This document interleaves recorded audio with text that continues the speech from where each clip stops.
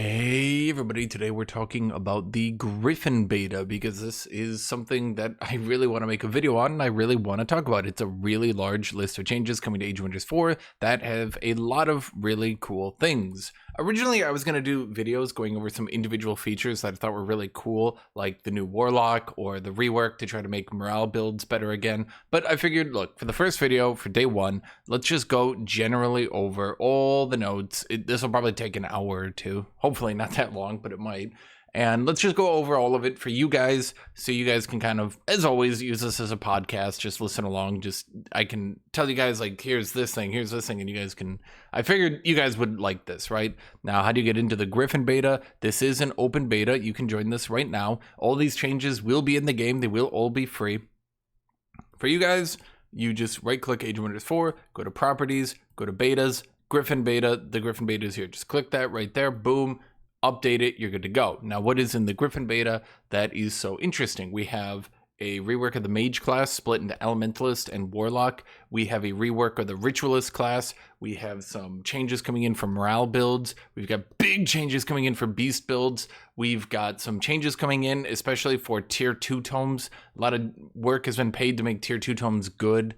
And this is just a long list. I mean, I showed you guys, this is a really big patch. The Age of Wonders 4 developers seem to, instead of giving you like individual changes over the course of months, they seem to put all their fruit in one basket and give it to you at once, which might be the right action for them. Maybe instead of like doing instead of doing like patches every month or even every 2 weeks, they just do it like every 3 to 4 months, like boom, big patch. And maybe that's best for their studio because it keeps when people are coming back to the game, they got a big list of changes. I would personally like to see some of these in like maybe like a monthly or every 2 months, kind of like how Total Warhammer does large updates every month or two. I'd like to see that, but at least for this video, big changes coming in here. So I'm going to tell you guys, because I have played a game. As always, I get salty during my games. So for you guys who watch the live, you can see me being salty live. But there's a lot of stuff that I noticed really quickly was going to have some dramatic impacts on the meta. And I'll probably make a video later just going generally over, here's what I think is going to change stuff. Because there's a lot of changes and balance updates here that will actually change the meta dramatically and will actually open up a lot of new builds. If there's one thing I actually do like about the Age of Wonders 4 patches, is that they always do tend to open up a lot of builds. And then I tend to play the game like every day for like 10 hours a day for like 2 weeks, 3 weeks, like a month straight, right? And then I put it down for a few months and then I come back to it. It's always kind of nice to have it. So without further ado, let's talk about the patch then, right? So first up, as always, as I try to say during these videos, make sure to like, make sure to subscribe, make sure to leave a comment down below. All these things help me immensely and are obviously pretty invaluable to me. So here's some highlights. Their highlights are actually, in my opinion, not the highlight. So you can have multi-stack movement. Select up to, I'm not going to read through all the text. I've read through this myself 2 or 3 times. Maybe even 4 times now. So I'll just give you the general gist of it. You can select multiple stacks and move them together, which is generally a good idea because I think for a lot of players, they don't really like when you need 3 stacks to fill out a battle, right? So if you're moving each stack individually, that's going to get annoying. So now you can move them as a group. Personally, I actually forgot to try this myself, but if it does work, well, good change. Will probably be fun. If it doesn't work, well, oh well, you did your best. There's some notification updates for those of you who every time you meet a city state, you kind of hate when it like pops up on your screen, like city state jump scare, right? You put your scouts on automatic, you move a scout, and all of a sudden your entire screen is filled with the city state. A lot of these things they say here, shop arrival, hero destiny, free city meet, player defeated, etc. are now going to be notifications that are at the right side of your screen instead of opening automatically and taking over your screen. They'll be over there, and I think that was definitely a good change. I have not personally seen this one, but obviously I would not even be able to see this one over the first game I played. So what they're doing here is there's now a small chance that items you made in the item forge show in future sessions as rewards. This is probably a good thing. my only concern is that people with lots of time who continue to make good items and continue to put those items into their inventory and then can kind of fill up their game with good items. My only concern is that the players then with a lot of time will kind of have an advantage on those, but the way they do word it here, the items are only handed out to human-controlled players and can only be handed out once. So I am hoping, like, if the host has made these really good items, then they'll be handed out by quest rewards to potentially everyone in the game instead of everyone having their own list of items they can go through. I know that's kind of like a minor complaint, but it's just something that, you know, I think about. It would be cool to be able to get those stabs that are actually good, because those of you guys who watch every time I play Ritualist, I like making the stabs that all your support abilities give, like regeneration and status resist and all that stuff. Those are obviously like blatantly the best items. So you get all these stabs all the time that don't do that, and it's like, okay, well, this is useless, right? Like, you're gonna, like, there's the good stabs and the bad ones, and so if you can get the good ones here, especially two-handed weapons, good shields could be pretty cool here. I also want to mention here, I will be going, they actually, right after they patched this, they did a second patch, which I'll probably refer back to. In fact, I should probably keep this open right here because they did a second patch right after this, doing a bunch of balance updates. You guys will probably be interested in these balance updates, especially, like, just to give you an example here, they unnerfed the Stormbringer because they finally nerfed everything that was making the Stormbringer so broken. So then they unnerfed the Stormbringer, which is probably a good change. But yeah, we'll see. Okay, so we have new content coming out as well. A bunch of cosmetics, blah, blah, blah, blah, blah. We've got 7 new Forge infusions that you can take by unlocking them on your tree. I am not sure how I feel about actual infusions being unlocked to the Pantheon tree, but most of these are quite difficult to actually obtain in game. You need to be in multiple different biomes, so I don't think it's going to be that big a deal. My only concern is I don't want people who only have like 200 to 300 hours in the game and are kind of learning multiplayer and picking up games with me to not be able to have kind of core things that would be important. But none of these look that broken, none of these look that insane, and I think overall it's more Pantheon unlocks, and people like progression and they like Pantheon unlocks anyway. So what are they? Fearless, you can't route by low fear. Now you're not fearless, you can still be at low morale, but you'll just never retreat. Bless gives the ability for wands and support staves to have grace. So now you can have a staff that has grace and it'll have grace and regeneration on it. So that'll be pretty strong. That only requires 1 Archon Blood. So Archon Blood continues to be the most overpowered resource in the game that should probably be a little bit more dispersed throughout the map again. This one I'm probably not happy about. In fact, I'm definitely not happy about it. Innate Spelljammer. Now you can put that on an item. I'm starting to wonder if the developers intend, I'm wondering, like, do the developers intend every player to have Spelljammers?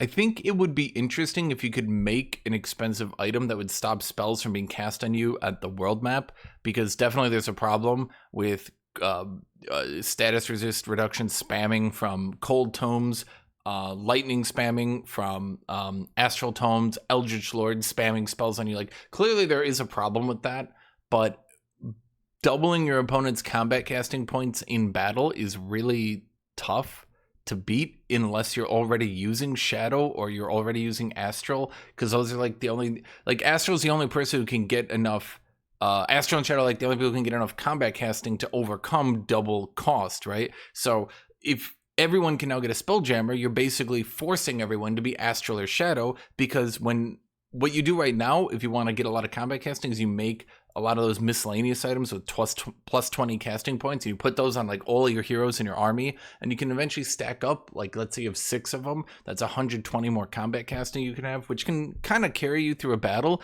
But now if you're paying double, the only people who can deal with that are Astral. And that's just my complaint about Spelljammers. They're not really serving their purpose of blocking world map casting. They're just screwing over the non-Astral players in battle. So Inner Grace, this is their Mirror Veil. This one is interesting. It requires a Focus Crystal and a Tranquility Pool. Once again, Tranquility Pool, please. I would like more players to have it. This reflects 50% of all damage on 2 infusion points. probably overpowered, developers, especially if you could get a focus crystal at a tranquility pool. Maybe it should be more than 2 infusion, but at least from what I read, this looks pretty strong. Overcharge spell, it's 3 infusion points. You put it on a wand or a support staff, and it allows you to activate spell overcharge. Your next spell will be overcharged. Pretty interesting. Greater Farsight gives you more vision range. Nobody cares. Astrological Diviners. This looks absolutely horrible to me, so I'm mostly going to ignore this. Every 10 turns, your units get buffed. I'm not going to go into it. If you want to see it, go into the beta and look at it yourself. It's not really that good. Okay. You now have the ability to add a flaw to your race. That's a -1 trait point. So like you add a debuff to your race. They previously said that they weren't going to do this, and I'm kind of like, ooh, I don't know if this is a good idea. I did notice once I went in game, I can actually verify this, and I'm actually going to verify this for myself because I don't want to be like just making stuff up. So you're gonna have to give me like 1 minute here to just look at this. But when I looked in game, I thought, despite what the patch notes said, that it was actually 1 resist, 1 defense for -1 point. I mean, I could look into it. Maybe I was wrong. Maybe I just totally imagined it. Maybe I'm going crazy. I could be going crazy. Crazy. I was crazy once. Okay, hold on here. Let me just edit. So here's this is actually a good way I can show the flaws here. Okay, so I'll just go over the flaws here. Careless is defense mode, grants you -1, -1. So instead of granting +2/+2, it only grants +1/+1. You get -1 point for that, so you can use another point. Coward, morale loss is increased by 25%. In single player, this is probably free. In multiplayer, with a lot of the morale changes, this might not be as free. And I definitely can see some people taking this, thinking it's going to be free, and then getting bombed. So that could be funny. Uncooperative. You can only take 1 of these, by the way. Just so everyone knows how the traits work, you can only take 1 negative trait. You can't like combo 3 of them together and get the most ludicrous race possible. This one gives you a chance to fumble when you're adjacent to an ally. Could actually be good for some builds. Yes, I was right. It's only -1. I am right. So despite their patch notes saying -2, in game it's actually only -1. Now, these are some pretty big debuffs. -1 toughness, -1 defense. This is going to be pretty rough in the early game. Vulnerable to magic is going to be pretty rough in the late game. Health regeneration reduced by 50%. I'm going to be honest. I could see a hypothetical build where this could be good if you're doing like a hero build that only uses summons, but wow, this one's really brutal. So anyway, you can pick one of those. Then you get, you know, an extra trait point to put on your race. This does allow you to do some cool combos, but overall, I'm a bit worried about this because going forward, if they add more of these might be pretty abusable. There's only 6 for now, and they're really careful with them from what I've seen. The only one that looks to be a bit too strong is probably the morale loss increased by 25%.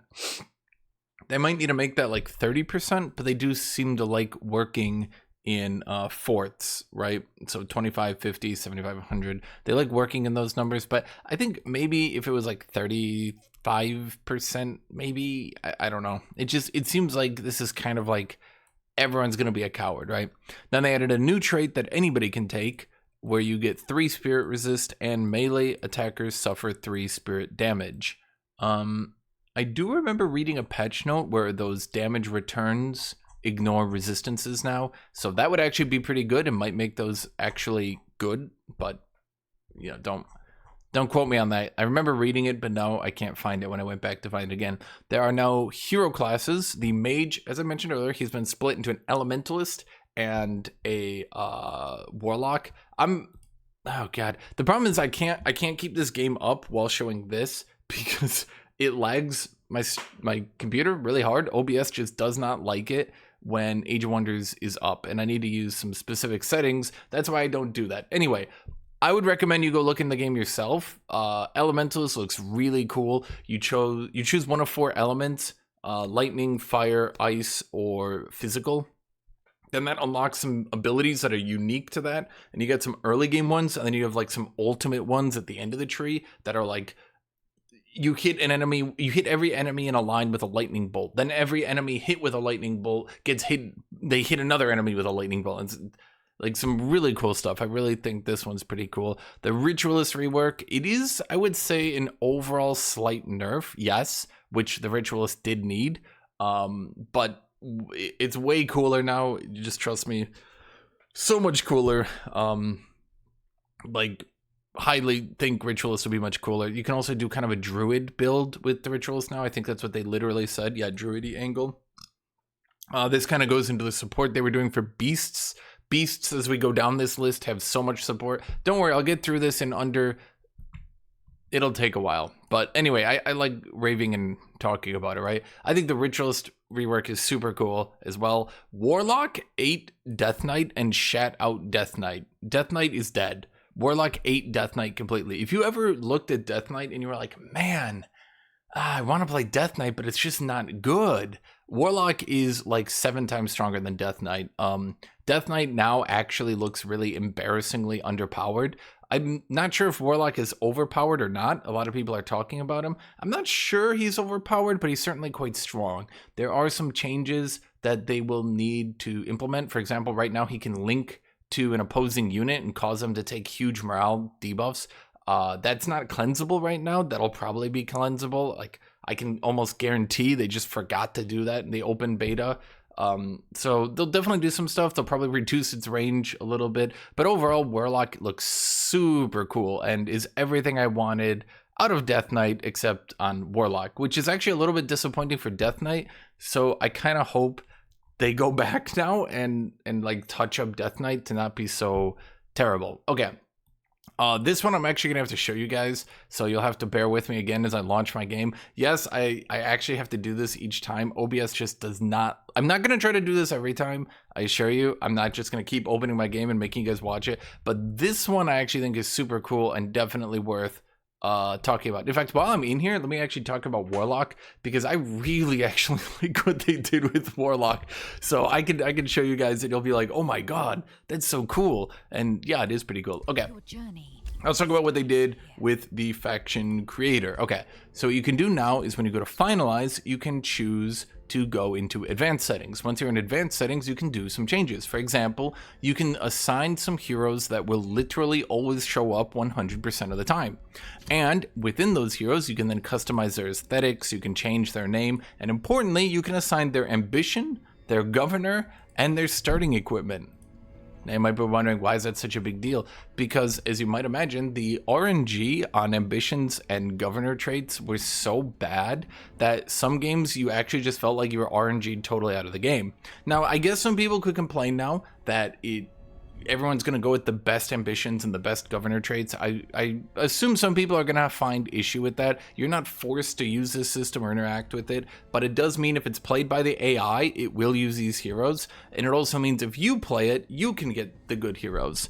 So if you're playing, for example, if you're trying to play a melee character, you can guarantee that you will get at least an elitist with Ruler's Retinue, so maybe he won't be so squishy. Although, shown later, there's literally no point in playing melee heroes anymore, which we'll get into.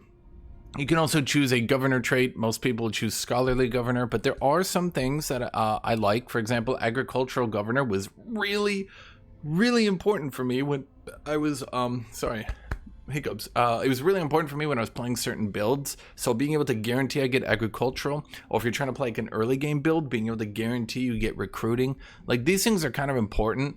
In addition, for example, again, if I'm trying to play a melee hero, then great, I can ensure my first hero that I buy will be an elitist, so I'll be able to be a bit tanky. You can also ensure that you can get the prospector. You can also ensure you get shepherd. So if you're trying to do a druid build, animals, plants, elementals, you can give all your 3 starting heroes the shepherd trait, so that you can buff up those things to be way tankier. That is pretty cool. I just generally like this system. Again, I do understand some people have complaints that it removes your randomness. You don't have to interact with it. If you want to play single player, just go play single player and don't interact with it. I know I don't like that excuse, but I think overall they just ended up adding too many governor traits, and they were just too random with how strong they were, that it just ended up not, it didn't feel satisfying at times.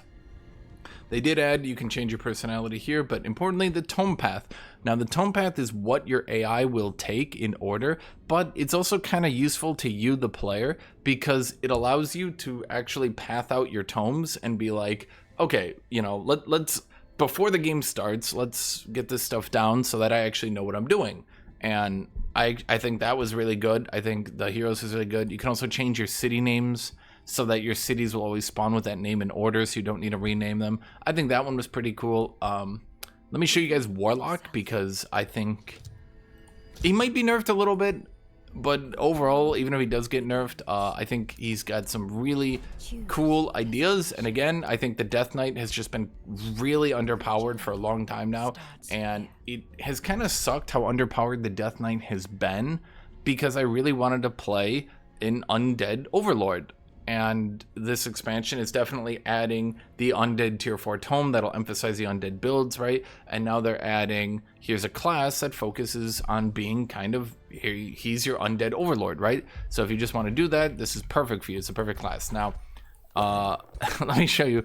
So starting up, we have Transfer Life. This is a free non-action heal plus strengthen grant to enemies, and its ability cooldown never comes back unless a unit summoned by the caster dies or this unit kills an enemy. Then whenever you hit an enemy, you heal an adjacent ally. Then up next, you can either choose to have a Bone Wyvern or 2 zombies. I'm just going to show you that one. That's pretty cool. I really like that. As for over here, we can do Hex Pact. This is a negative link. You link with an enemy, and each turn they get debuffed. Or you can do Blood Pact, which links to an ally and makes both of you take the damage the caster takes, but the caster deals more damage and gets status resist. And then later on, the person you blood pact with, you can buff up to get way stronger effects. Then they brought back Curse. They brought back AoE long-range debuffing Curse that the Death Knight used to have, except it's on the Warlock. And there's a bunch of other stuff like Hex Pack units suffer morale, Hex Pack units, so your caster gets morale drain. There's a lot of cool stuff in here. Overall, I just think it's really good. Again, balance is tenable. Hexpack probably doesn't need 12 range. Hexpack probably should be cleansable, but other than that, pretty good stuff here.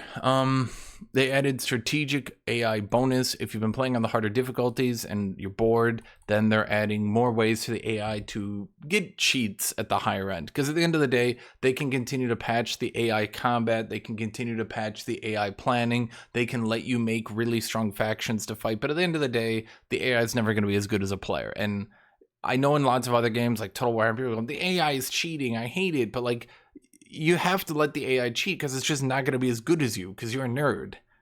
There's now combat difficulty. I think this is good too because when I was new to Age of Wonders 4, I just got stomped on for like 10 hours. I played this game and got stomped on, and then I loaded up the next day and I got stomped on. Then I loaded it up the next day and I got stomped on. And it took me a while for this game to actually click in my brain. I just couldn't get it. And I definitely think that going forward, the developers need to make sure that people don't pick up the game, get stomped on, and then just give it up. They can't make the game harder. They can't balance the game. And for the most part, this is a very large nerf patch. There's a lot of stuff being nerfed in here. Some stuff I definitely don't agree with, but they definitely want the high-end power of the game to go down. They want damage to go down. They want the min-maxing to go down. And if they're going to continue to nerf stuff, then they need to give people the opportunity to be like, look, you're not that good at the game. I mean, I'm just being blunt. So here's like forgiving enemy combat AI, right? And then challenging is the default one. Then challenging plus is just the AI with cheats, right? Okay. Here's some updates to AI, combat AI. None of this stuff really matters. Here are some buffs and debuffs. Okay.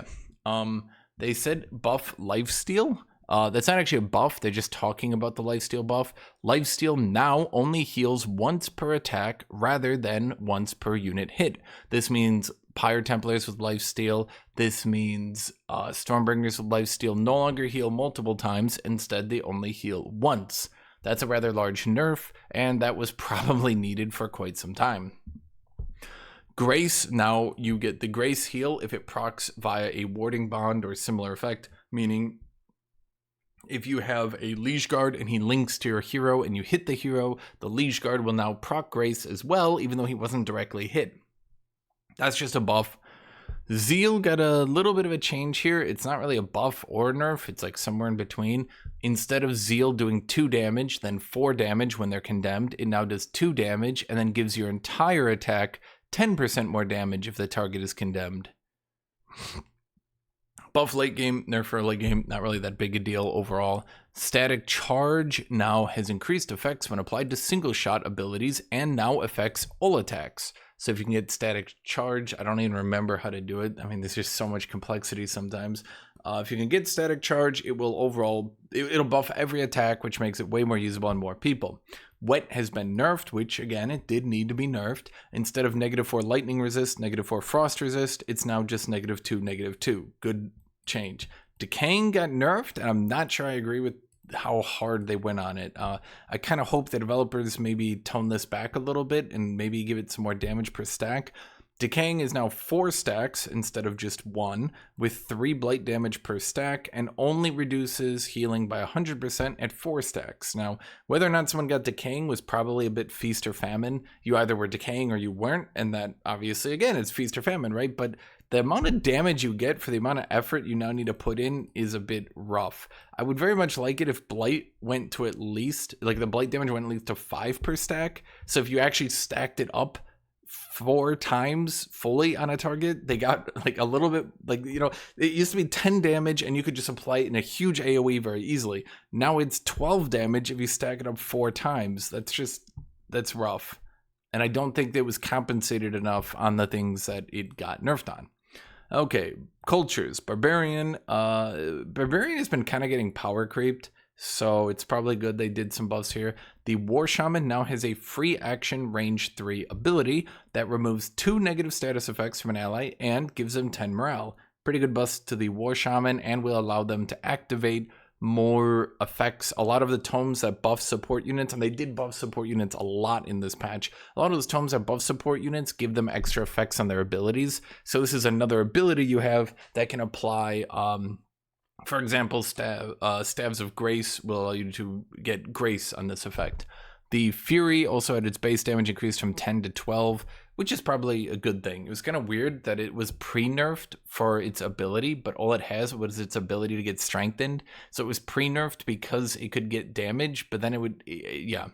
Dark finally got the buff I've been begging for years for its hit points to go from 60 to 70. Unfortunately, this is a bit too little too late, and if this happened like a year ago, and then Dark got like 2 or 3 buffs after this, it would be enough. As of now, not really enough for Dark. All Dark has going for it right now is Warlock spam, which isn't bad, and maybe this is the bit of help for the early game Dark needs to get to Warlock spam, and there are some builds for tier 2 units now, but overall, I mean, all Dark has is Warlock spam. The Dark Knight unit itself is just not very good. Industrious can now, to read here, prospecting is now tracked on a per player basis rather than for the whole sector. Oh my god, I apologize. Ugh. So multiple industrious players don't just gimp each other. If you have 3 industrious players, they don't just make every other industrious player weaker by removing the prospecting. Mystic Summoner has been changed. Spirit Hawk is now replaced with the Lesser Light Spirit, which has been introduced into the game for free. The Light Spirit is now a spirit support unit that is kind of outrageously strong right now. That'll probably get nerfed down before the beta goes live, but right now it's healing 60, which is a lot. Even though support units are getting buffed, that is a pretty big heal. The Dragoon can now use attacks after being affected by refresh abilities like Command and Killing Momentum. Can now retaliate after triggering Master Skirmisher. So the Dragoon will be able to retaliate a bit more, making him stronger into units like pikes and shield units. Shield units overall didn't get that buff this patch, except for one really big buff, which we will get into later. Oathsworn units, Oathsworn Strife, Bulldoze can no longer be used when immobilized, pretty obvious. Some pre-made factions were released. This doesn't matter, this doesn't matter, this doesn't matter. Blah, blah, blah, blah, blah, blah, blah, blah, blah. Death Knight got a little bit of a buff. One of them's not even working in game, so I can't really give you my opinion. Raise Undead is now on a 2-turn cooldown and was supposed to leave 1 action after being used, but it does not in fact do that. That might make it a little bit better. Hex of Decay now also inflicts guaranteed decaying, but decaying went from 1 stack to 4, so that's not nearly good enough. Overall, Death Knight it just got massacred by the developers. Death Knight and Warrior are just basically dead right now. I'll get into Warrior. I thought Warrior was strong, but I didn't think he was this strong. And definitely, I didn't think he was stronger than Ritualist. He's definitely not stronger than them now. Warrior, Defender, and Death Knight, all the melee classes are just like dead now. I literally, unironically think Ranger is now stronger than Warrior, which is crazy. Okay, old charge skills now only trigger their bonus if the hero has moved at least 1 hex before they use a charge attack. Brutal Charge was changed from inflicting sundered defense to a 90% chance to inflict stun. This is the one buff they have. Relentless Charge changed from inflicting guaranteed immobilize to inflicting 2 sundered defense. That's a big nerf. Changed from inflicting guaranteed taunt to 90% chance to inflict taunted. That's a big nerf. Greater Vigor, nerf to Vigor. Greater Defense, nerf to Defense. And then they removed 2 links to make it harder to path through the tree. Overall, pretty big nerfs to Warrior, especially bad because up here, you would always have some points in order and you would get Condemning Strikes, which would give you Zeal and the ability to condemn enemies. It's been renamed to Zealous and now only gives Zeal, no chance to condemn enemies. Yeah. Dragon Lords, Eldritch Sovereign, and Giant Kings have had their damage increase nerfed from 30% to 20%, which I would say is definitely a good thing. Eldritch Sovereign seems to be the only character in this entire patch who is compensated for the decaying nerf by now applying 4 decaying. Death Knight went from decaying 1 he went from decaying the entire thing to now only decaying 1/4 of it. But Eldritch Sovereign gets to decay all of it? Infestations can now be neutral to the player. A neutral infestation will happen if you are the one to spawn it, and then it won't attack you, and your healing isn't blocked by sitting in it, which is overall an interesting change. Definitely, I would say that you still spawn infestations, then kill them to get the loot, because the loot is good. But if you just want to spawn infestations in an enemy for fun, they are now neutral to you on spawn. Bunch of changes here, bunch of changes here. You can now multi-select Disenchanting, massive change. Absolutely massive change. For some reason not listed above, but listed down here, there is now Dispel Magic and Greater Dispel Magic infusion for wands and staves, which requires 2 Astral Dew. Because everything good in this game requires liquids, but they changed liquids to not spawn in good locations for your average player, which sucks and continues to be very frustrating. Let's see. When playing as Primal Culture, you'll be able to infuse the Summon Totem Animal skill of your culture into a staff in the item forge, which would be good if I didn't always just infuse Regeneration and Grace, because that's just blatantly better, right? Okay. Rebalance dual weapon damage to be more consistent. I don't know if that's a buff or nerf. I didn't pay enough attention. Eldritch Sovereign weapons that do physical damage now do 2 less damage, but now defense bypass. Not sure if that's a great idea.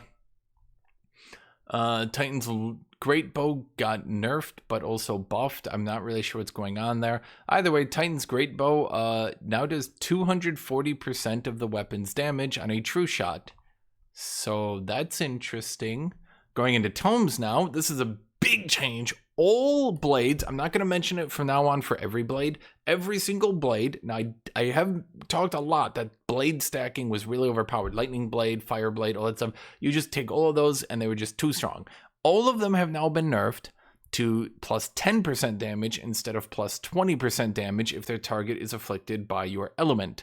This nerfs blade stacking pretty hard and is a good change. In addition to that, Lightning Torrent now reduces lightning resist by -1 instead of -3. Another pretty big change. That's actually why they decided to unnerf the Stormbringer, because they finally nerfed the things that were making him so overpowered. In Tome of Warding, Static Shield now affects a second friendly unit. I'm going to assume it's worded, and I'm going to assume the way it works is it just hits whoever is closest that is allied. Guided Projectiles now increases your optimal range by 1, so it makes you ignore cover penalties, and your optimal range is increased by 1, allowing you to hit enemies at max range more accurately. Additionally, in the Tome of Scrying, the Tower of True Sight gives you 10 city stability and 10 knowledge income. So the Tome of Scrying is definitely a more applicable tier 2 tome. In the Tome of Amplification, the Amplification Pylon has been buffed. 6 range instead of 4, 25 damage instead of 20. Presumably because they nerfed lightning resist reduction so hard, they wanted to compensate people who were actually using lightning spells without just stacking the -7 resist on them. Chain Lightning now inflicts 2 guaranteed electrified instead of 1. Phase Beast is now massively buffed. Displacement now teleports you 3 hexes away from the enemy. Phase no longer has a cooldown. Phasing Enchantment has phase removed with Charge Phase. Charge Phase, you teleport to target hex and get 2 turns of static charge. So the Tome of Teleportation received pretty big buffs. The Emergency Teleportation effect now full cleanses as well. And the City Structural Astral Trade, let me try that again. The Astral Trade Relay structure, which I remember when I was doing the Tome, and I'm gonna have to redo all my Tome videos. I remember when I commented on this, I was like, it's like mathematically improbable that this is ever worth it. So they've literally doubled the amount of gold income from Astral Trade Relay, which I think is good. The Mirror Mimic has received catastrophically big buffs, which is probably good. He was always horrible. And it definitely, Mirror Mimic being that bad meant that like Astral always they just took some other Tomes units. They never used Astral units. They always used other Tomes units. So the buff to Phase Beast, another buff to Mirror Mimic. What are the buffs? The Mimic range has been increased from 4 to 6, so you don't need to put yourself in such danger to mimic an enemy. Mimic no longer is a reduced, or sorry, let me try again. Mimic, I'm gonna take 1 second because I keep mistaking myself. Mimic no longer has a cooldown. Mimic now keeps the Mimic's rank after transforming, so you'll transform into a higher rank version of your higher rank. You now regain 30 hit points when you transform back. And when you transform into a unit that has more hit points than you, you will now heal to match that unit's hit points level. So the Mirror Mimic will now be quite tanky and probably very frustrating to fight. Now, Summon Astral Reflection was buffed, but then it was immediately, like literally an hour later, and I'm not even joking, unbuffed. So they tried and then immediately said, oh god, no. Throne of Mirrors now applies to all battles in the domain, so that makes your cities much more defendable, and that's more consistent with how other effects like that work, so that's a good idea. Tome of the Stoneborn has been nerfed pretty bigly. The Downpour spell now only slows flying units, but its casting points, I believe it's a world map spell, should be at any rate, was reduced from 80 to 60. So it's now cheaper to cast, but it only slows flying units. If you're fighting a flying enemy army, like angels or demons, this is a good spell to slow them down so they can't run you down, but it's no longer just going to generically slow all enemies and give you a free battle win. To compensate, the Lightning Storm combat spell from the Tome was buffed from 10 damage to 20, which is pretty good. Tome of the Archmage got nerfed Cosmic Overdrive from 30% damage to 20%. The Searing Blade enchantment was nerfed. Okay. Gremlin now just teleports you 3 turns away. Fight for Power. This is the big one, and I did comment this is a really big frustration for me, so it's really good they change this. Fight for Power now allows you to choose which demon you get from the recruitment window. So for those of you who wanted to get Balrogs and not Calamity Dragons, you can now guarantee that you get the Balrog, the good one. So that's good, because that's how it used to work anyway. Tome of Calamity, the Accursed Trickster, got slaughtered. I don't agree with that. Accursed Trickster went from a 120% chance to inflict insanity to 90%. And he can't do it while engaged anymore. So that was a weirdly big nerf. I don't think Accursed Trickster was breaking the meta, but I mean, I was going to do a video on that build, but I guess I don't see the point to do it anymore. I mean, it's still a fun build, but oof, they really hit that one hard. Accursed Projectiles has been changed to +2/+2 damage to +1/+1, and it's a chance to inflict Ghost Fire went from 60% to guaranteed, increased for a single shot. I'm not sure ranged units were so overpowered. Maybe battle mages, but not archers. Additionally to that, the upkeep cost of the enchantment went from 2 gold 3 mana to 3 gold 4 mana, so that's pretty brutal. Cursed Armors also got an enchantment upkeep increase. I do like the general idea of increasing the upkeep of enchantments so that you can spam enchantment to make lower tier units better for longer while not being able to afford enchantments and high tier items as easily. The Tome of Enchantment finally got a pretty big buff here. Sundering Blades is now guaranteed on every hit. Instead of a 90% chance that eventually becomes like a 30% chance late game, it's now just a 100% chance forever. That's a pretty big buff. Tome of Artificing, this critical strike chance go from 30% to 25%. Tome of the Construct got Cascading Command Defense reworked.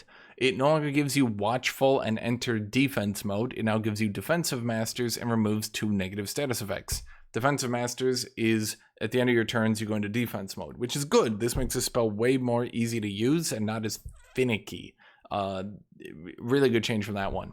The Compounding Defense unit enchantment now also affects fighters. So primarily, I would say this affects people going Tome of Zeal into Tome of the Construct, because now the Zealots you have will be affected by Compounding Defense. So that's a pretty good change.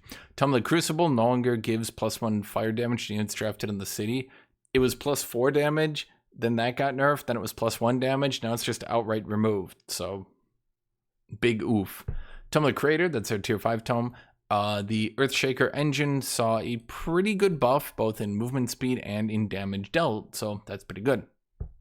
As for nature, the vile heathens of this studio has seen fit to nerf Vine Prison. Vine Prison went from 10 HP to 5 HP, and it's now considered an expendable summon, so when you add more ranks to it, it only gets 5 HP from 10 HP. So you used to be able to get it up to 30 HP, now it's going to be down at 15 HP in the same situation. Pretty brutal, that one. Tome of the Beasts has seen a rather significant buff, actually. This is part of the big beast buff they did. Okay, Wild Speaker, and it was bugged for a little bit. I think that it's here. Yeah, so they hotfix this in. Conjure Animals lasting 4 turns. That wasn't intended.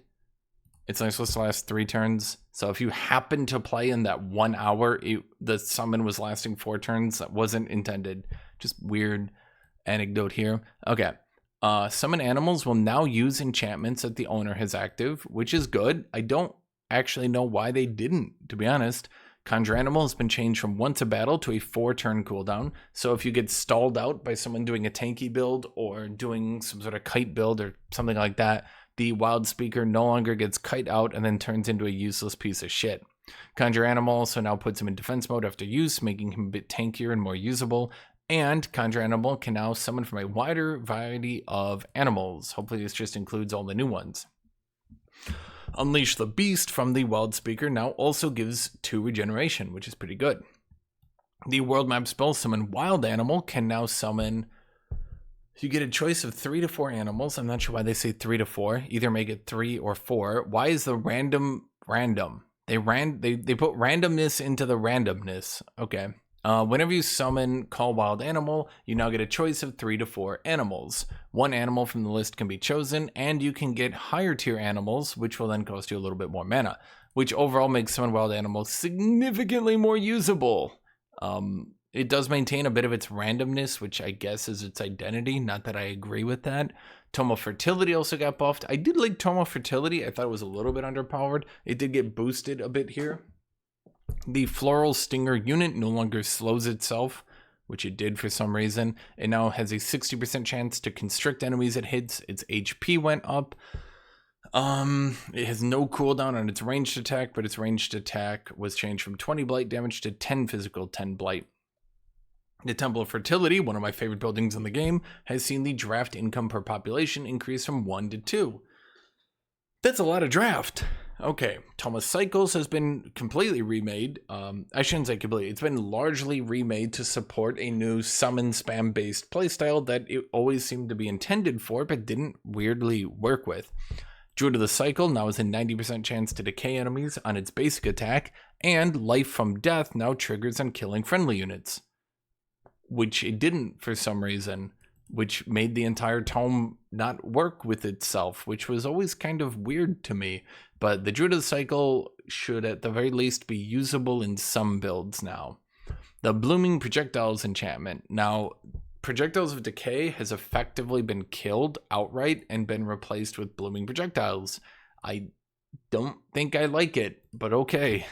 Blooming Projectiles. Base, magic, and ranged physical attacks gain a 60% chance to apply Life Speed. Life Speed is a new debuff that when that unit dies, all your adjacent friendly units heal 20 HP. So you debuff an enemy with Life Seed, then they die, then all your adjacent units get healed. And now you deal 10% more damage to all units with Decaying. I don't think that's a good replacement for Projectiles of Decay. That's 2 of the big damage boosts to range units that have been nerfed, and I'm not really sure that was a good idea. Projectiles of Decay was then, of course, replaced entirely with Blades of Decay. Blades of Decay is a new enchantment. I don't know why they worded it like that. Basically, Projectiles of Decay became Blooming Projectiles. Then a new one was Blades of Decay. Maybe because they call it Blades of Decay, they didn't want to confuse people. Anyway, this is now a melee buff. And instead of giving damage, now just gives a guaranteed chance to inflict decaying. That one doesn't seem too bad, but I'm wondering to myself, why did we kill Projectiles of Decay? Was it really so overpowered? Cycle of Seasons can now be used on any city, meaning enemy cities. You can put it on an enemy city, and then you take a fight in their domain, and you get the Cycle of Seasons buff. Overall, still not really that strong, but it makes it better. Diffuse Health. Remember, Decaying went from 1 stack to 4 stacks. It now applies 2 stacks and 2 stacks of regeneration. Overall, not really...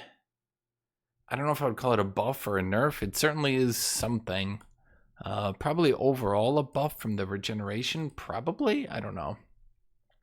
Tome of Vigor, going with the huge buff to beasts, also got buffed. When you call Greater Animal, you now get a choice of 3 to 4 animals, blah, blah, blah. It's the same thing as previously. You cast a spell, you get a choice of 3 to 4 things, and you choose the one that fits you, making it significantly more usable. Totem of the Wild. Instead of you summon down the totem, then you wait 3 turns, and then you get the 3 animals. 1 animal now instantly appears, and it only lasts 2 turns. You get the same animals, but you now get them quicker. It can also RNG summon tier 2 animals. I don't know why animals are the RNG build, but okay. Big, huge nerf from the world's biggest haters on the Force of Nature enchantment. The world's biggest haters looked at me achieving success in life and decided to hate on me. Force of Nature has been nerfed from 4 damage to 3, and the critical strike chance was decreased by 20% to 15%. This, of course, makes them Jesus's biggest hater.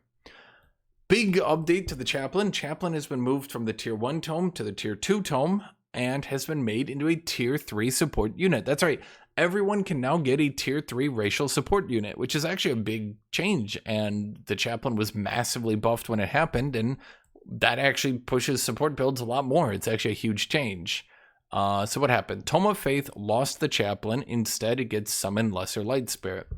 Lesser Light Spirit is, of course, the new support summon. There's spirits that are shield units, or spirits that are charge units, or spirits that are battle mages. This is the support spirit. It does a decent chunk of damage, has a good chance to condemn, and heals a good amount of health onto allies, cleansing a little bit. So Lesser Light Spirit's pretty good. Tome of the Beacon now allows you to construct the Chaplain. Chaplain is now a tier 3 unit. Bless has been changed from a single action to a free action, which is a pretty big buff. Healing Prayer went from 30 HP healing to 45 HP healing, and a 2-turn cooldown to a 1-turn cooldown. Pretty big buff there. The Conjure Divine Beacon has also been buffed, going from 60 HP to 80, and going from 1 defense and 1 resist to 2 defense and 2 resist, so it's much tankier. And the healing went from 5 per turn to 15 per turn. Tome of the Beacon getting a huge glow up. As I mentioned, tier 2 tomes have been really, really, really bad. And now it seems the developers want tier 2 tomes to not be so terrible. Summon Blessed Souls is now just a regular summon. You don't summon it on vassal cities or anything like that. You just get a Blessed Soul for yourself. So now you just summon the Blessed Soul and use it for yourself, like a normal summon. I think a lot of people have definitely wanted to use Blessed Soul because it looks pretty cool, now you can. Mighty Meek has seen a rather significant buff, in fact, that will push definitely a lot of builds. A lot of builds are going to be using Mighty Meek. It has gone from buffing tier 1 units to tier 1 and tier 2 units. It no longer has a gold upkeep either. In addition, it gives you 2 status resist. So if you go Mighty Meek and use it on tier 1 and tier 2 units, which dramatically increases the build variability here, potentially animals with Mighty Meek, potentially a lot of things with Mighty Meek, zombies with Mighty Meek, skeletons, who knows, right? At any rate, Mighty Meek is now significantly better, giving you status resist and affecting tier 2 units and not giving you gold upkeep. Tome of the Inquisition, the Lightbringer has been moved to the Tome of the Beacon, and the Lightbringer now has a chance to inflict condemn. Inquisitor's Mark no longer has a chance to slow, but the condemn and the weaken chance was increased to 60%. Additionally, over here, they then hotfixed in another buff on the Inquisitor. The Inquisitor went from base damage 14 to base damage 16, so he has 16 damage plus Zeal for 18 damage. And he now gets a new ability, Shoot Crossbow. Now he can shoot the Stunning Crossbow every 3 turns, so he uses it and it goes on a 2-turn cooldown. But now every turn he can use the regular Shoot Crossbow. That doesn't stun, but it does the same damage. This makes the Inquisitor a very powerful skirmishing unit that will power spike really, really hard for a tier 3 unit. Definitely interesting, that one. Tome of Sanctuary gets a new world map spell to summon the Light Spirit. And the Light Spirit is the Giga healing unit that's probably a bit overtuned, having a heal range 4, heal for 60 HP. I believe they already hotfix removed the removes all negative status effects. Still probably a bit overtuned, but we'll see. Additionally, the Healing Spires, which was basically unusable trash, has been moved from 750 production to a mere 200 production. So somebody might actually build Healing Spires intentionally now. Tome of Subjugation has received, likewise, even more buffs. The Tyrant Knight went from bad to maybe even playable. He gets a new ability, which has a full action range 3. It is a 90% chance to reduce enemy morale by 25. If you fail, you reduce their morale by 10 anyway. And it always gives 2 status vulnerability. So the Tyrant Knight can now just hard force, especially if you have 2, 3, or 4 of them, can now just hard force an enemy to lose their morale and they don't get a choice. And you will give them -10 no matter what they do. It now also gets a new Armor of Despair passive, where if an enemy has low morale, they do less damage to the Tyrant Knight. That's still not enough. It got another passive, Unyielding. It removes 1 negative status effect at the start of each turn. Tyrant Knight has been hilariously undertuned for quite some time, and I'm not sure this is going to make him viable, but it'll certainly make him more interesting. Baron's Palace, the city structure from this tome, has also been buffed. The draft now applies to the city it is built in. It gets 20 draft instead of 10, and it now gives the Throne City 20 food instead of 10. And it gives the Throne City +5 Imperium. So Baron's Palace should now be a little bit more usable, even if it's kind of awkward and jank to use still. Tome of the Cleansing Flame, everybody's least favorite, most hated tome, has received really big nerfs, actually. Really good big nerfs, but still really big nerfs. It no longer passively just gives you the Cleansing Flame Herald. Good. Unlocking a tome should never just make you stronger because you clicked the button. That was silly. The Pyre Templar has had its fire resist reduced from 6 to 4, and it no longer has any chance to burn enemies by default. In return, as a little bit of a buff, Flame Best Champions now no longer needs 5 stacks of burning. It will automatically put burning terrain under all enemies you attack, which is pretty good. That keeps the idea of the Tome of the Cleansing Flame just being the I'm going to light everything on fire tome without just being the I get buffed for existing, ha ha ha ha ha tome. The world map spell The world map spell Consecrating Firestorm can now be put on any province, but only pillages enemy-owns provinces. It no longer inflicts condemned on enemies, but now you get Cleansing Flame Herald if you take a battle in that province, which again is good, because now you need to pay to get Cleansing Flame Herald. It's not free. The special balance improvement, Temple of the Pyre, now gives you Flame Herald's consecration to all combat in the domain. So Tome of the Cleansing Flame no longer gets free stuff just because it's Papa's special little boy, but now you need to actually work for it. Tome of Supremacy has seen a very large buff to the Exemplar. In fact, they even went further later on, which I'll show you. Embolden Allies no longer starts on cooldown. You can now just instantly embolden allies. Embolden Allies now also puts you in defense mode after use. Additionally, it now has Graceful Defense. You gain a stack on Grace when you enter defense mode. In addition to that, they then went forward and buffed the Tome of Supremacy even further. The Exemplar went from 110 HP to 120 and went from fast movement to very fast movement. The Exemplar is now a very speedy boy. And honestly, we might see the Exemplar actually built non-ironically. He actually seems like he could be pretty good now.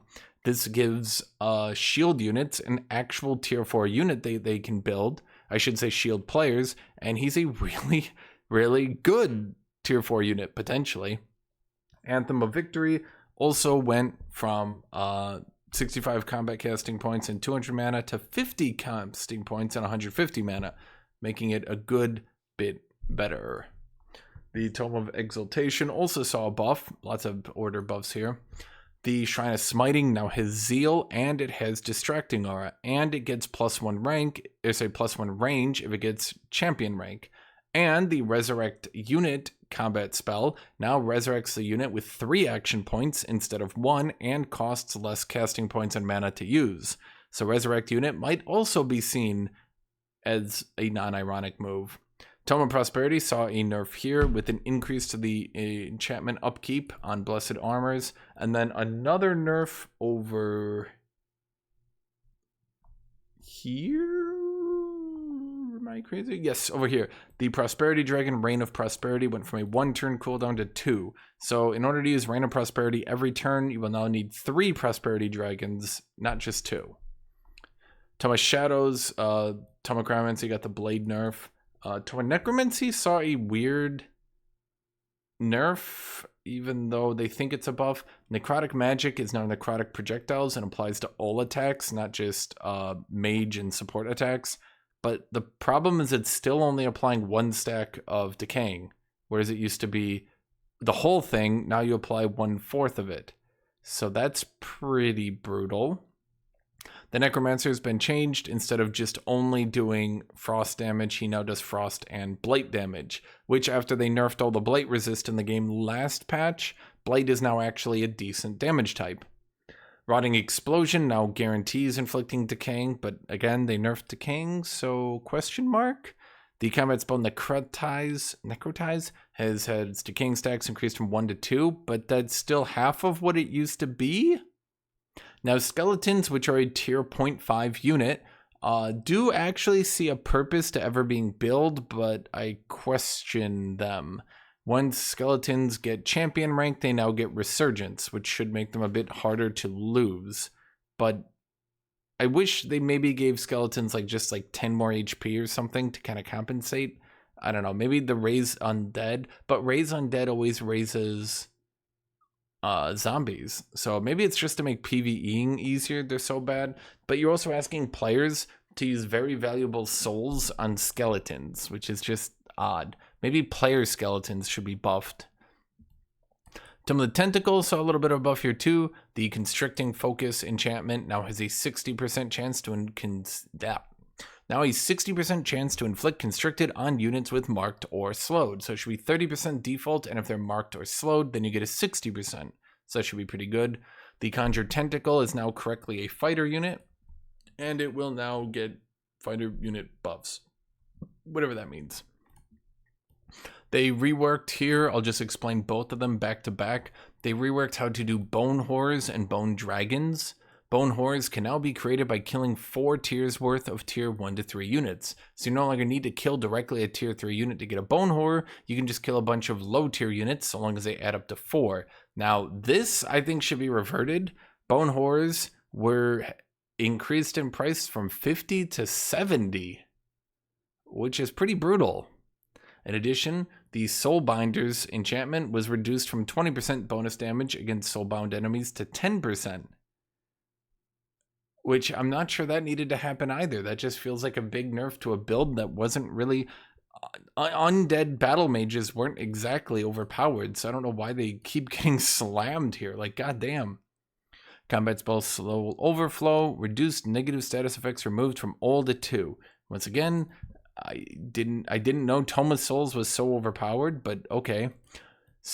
Corrupt Soul went to the other tome, and Tome of Souls now summons the Banshee. The Banshee was changed now to summon with souls instead of with mana. Restore Undead Army was changed. Instead of just healing 20 to undead, it now heals 20 to everyone and 40 to undead. But it went from 15 souls to 20, so... yeah, and from 15 souls 20 casting points to 20 souls 60 casting points. Boy, that is a brutal nerf. Ugh, I mean, I guess it's double healing on undead, but wowee. Tome of the Doom Herald now gets the summon Banshee.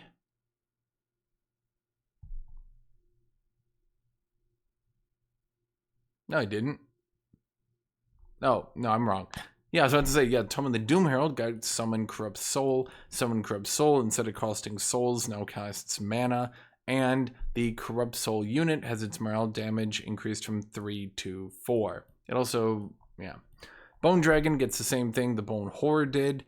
Well, actually, no, it didn't. I don't know why I said that. That was totally wrong. Bone Dragon can now also be acquired from killing tier 4 non-racial units, which is really big because it was really hard to get Bone Dragons. It was really hard to find tier 4 racial units just out there in the field. Like, those are so rare. Really difficult. In return, it looks like they did a little bit of a nerf. Instead of inflicting 1 poison and the full decay, it now just inflicts half of decay, which is a bit of a nerf, but they also made it way easier to get Bone Dragon.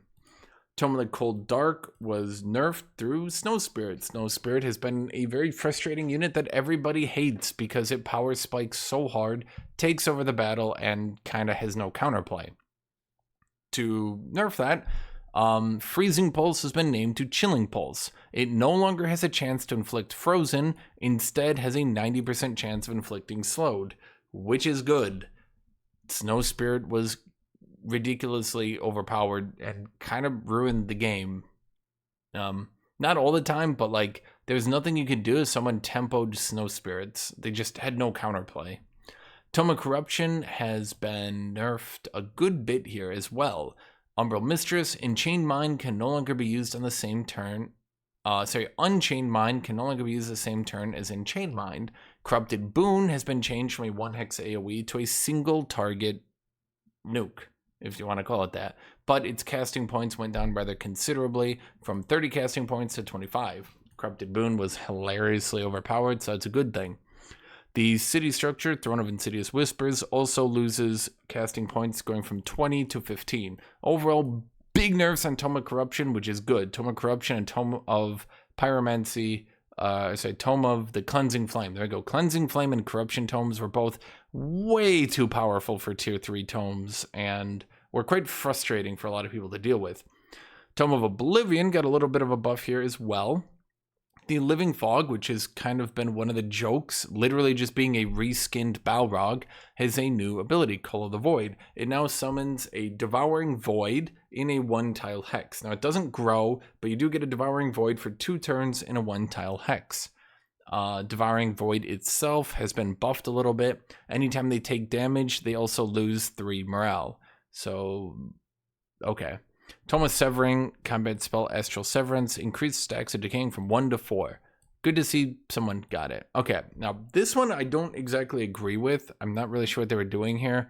The Tome of the Eternal Lord, True Death Magic, Curse of the Reaper. It now starts on a 1-turn cooldown, but the range has been increased from 3 to 4, and the cooldown has been reduced from 4 to 3. So it's now longer range on a lower cooldown. The only excuse I've seen for this is that it makes it so you don't have to go Reapers, I guess. Maybe the reason they nerfed the Accursed Trickster was because of this buff, but overall it feels weird to me, and for a automatic kill spell that just rolls the dice on if it automatically kills you, it sure does feel bad that it has even more range now. Maybe they could have just added a second component where it gives you like 10 more HP, so it's a bit safer, but this is a bit rough, I would say. The world map spell Raise Undead Army got pretty hard buffed. Instead of summoning just a bunch of shit skeletons that nobody cares about, it now summons 2 tier 3 undead, which are going to be bone horrors, 2 tier 2 undead, and 2 tier 1 undead. Pretty big buff for it, and allows you to remake a shit stack of undead units at a whim. The combat spell Battlefield Reanimation also saw a pretty large buff, going from 50 souls 80 casting to 50 souls 65 casting, so it's much less expensive on your combat casting points.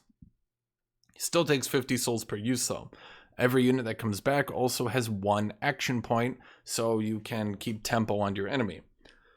Okay, the elite rank on units no longer gives 10% damage. That's just gone. All unit abilities that used to apply frozen, unit abilities that apply frozen now apply status vulnerability on failure instead of slowed. So all those units that used to try to freeze you and then slow you if they failed to freeze you, now just apply status vulnerability if they fail to freeze you. Overall, a very actually decent nerf to all these different characters. Some of them didn't deserve it, but having an automatic slow ability probably didn't feel too good to fight against. Blah, blah, blah, blah, blah. Nothing here. Okay. All support units. This is a huge buff to support units they did.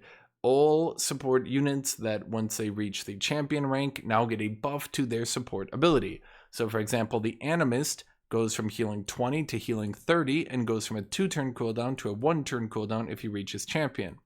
Bannerman goes from healing 25 to healing 35 and cleanses 1 debuff. Nymph goes from giving regeneration 2 to giving regeneration 4 and has a cooldown reduced from 3 to 2. I'm just going to read a couple so you get the general idea. Generally, if you keep supports alive and you rank them up, they will be significantly stronger now. So this is exactly what I was looking forward to when they did that big Battle Mage update. So that's huge. I'm not going to read through all of them, but like you can read through these at your spare time. Some of these are like really impactful. Okay, so for example, the Necromancer is another one. He gives 3 strengthened instead of 2 strengthened, but if he becomes a champion, the Necromancer now gives 15 healing on strengthened undead. So it's pretty strong right there. Yeah, I mean, you can see like War Shaman, reduced cooldown, more strengthened, more regeneration. So support units should be way more relevant over the course of a game. As for everything else, these are all just bug fixes, bug fixes, bug fixes, bug fixes. I don't think there's anything left. Yeah, that's about it. So then in the hotfix they put out, which I believe they haven't done a second hotfix since then. Oh, here we go. Combat damage reflection now bypasses unit defenses. This has been a big change that has been needed to do for a long time. So if you reflect damage back onto an enemy, it bypasses their defenses. Don't hit someone with damage reflection anymore. It will hurt you. Astral Mirror got unbuffed. The Tome of the Creator, Earth Titan, got buffed. He now comes in with full 3 action points and now has heavy charge strike, and his resistance went from 5 to 6. So he's now tankier, has a better charge, and has full actions on deploy. Very deadly dude. Mass rejuvenation from the Goddess of Nature. Resurrected units return with 1 action point. I'm not sure why they're buffing the resurrect spells, but maybe it's to like let people get back into the game. I don't know. Tome of Zeal got a little bit of a nerf, which is probably a bit overdue. The Inspiring Chant, the casting cost went from 20 points 15 mana to 25 points 30 mana. So a bit of an increase. It doesn't kill it, but it definitely makes it Inspiring Chant is no longer like the spell to get early game, then just kind of use the entire game. It's still really good, mind you. It's just it got a little bit of a tone down. In fact, it's probably still the spell, but a little bit less of the spell, right? Nothing else happened here. Tome of Oblivion. Devouring Void's damage now bypasses all defense. Now, I didn't actually get the chance to personally test this myself. So if somebody in the comments ever tests this, I'd like to know if the full 20 damage is now just like true damage, pure damage, whatever you want to call it. Does that 20 physical damage now just bypass everything? Because that would take Tome of Oblivion and the Shadow Fog Demon or whatever his name is, they would take that from like one of the least picked tomes and a complete joke to actually being a pretty decent tome at stopping people from corner camping. So do tell me what happens with that one, because I mean the way it's worded, I mean they say it bypasses old defenses, but do they really mean bypasses old defenses? Okay, so there we go. That's all the tomes. That's everything. I'm gonna do videos going over some more individual changes in more detail, like the Warlock stuff. I'll go into more detail. The Elementalist stuff looks pretty cool. I also want to talk about the big morale changes they did. One thing I think I skipped over. Yes. Oh, I skipped over it here. Renown levels 2, 3, and 4 no longer give extra morale to the army. Big change. It is a nerf, huge good nerf. Morale builds have been dead for a long time, and this finally helps morale builds get a bit back into the game because their enemies won't open the battle at full morale anymore, which was a huge issue. So with the change to devouring, what is that thing called? With the change to devouring void, with the change to tyrant knight, with some of these undead buffs, with the new tome in the next expansion, I do expect to see morale builds coming back. I will probably be playing that on stream. Tomorrow maybe we get a little bit less salty at the game and I try Warlock instead of Death Knight. I'm contemplating just going with a triple Warlock build, just triple Warlock undead spam. That'll be pretty fun. Anyway, thank you all for watching. Leave me any of your thoughts here. Make sure to like, make sure to subscribe, leave a comment down below. Thank you all. Thank you everybody. And as always, I hope you all have a great rest of your day.